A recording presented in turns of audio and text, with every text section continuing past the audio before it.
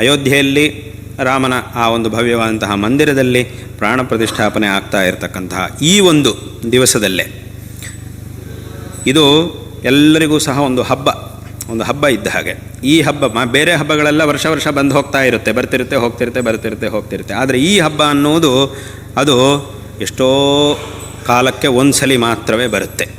ಇಂತಹದ್ದು ಮತ್ತೆ ಪುನಃ ಬರುತ್ತೋ ಇಲ್ವೋ ಹೇಳೋಕ್ಕಾಗುವುದಿಲ್ಲ. ಆ ರೀತಿಯಂತಹ ಒಂದು ಹಬ್ಬ ಇದು ನಮ್ಮ ಕಾಲದಲ್ಲಿ ನೀವೆಲ್ಲರೂ ನೋಡ್ತಾ ಇರುವಾಗ, ಎಲ್ಲರೂ ಸಾಕ್ಷಿಗಳಾಗಿರ್ತಕ್ಕಂತಹ ಈ ಒಂದು ಕಾಲದಲ್ಲಿ ಈ ಸಂದರ್ಭ ಬಂತು.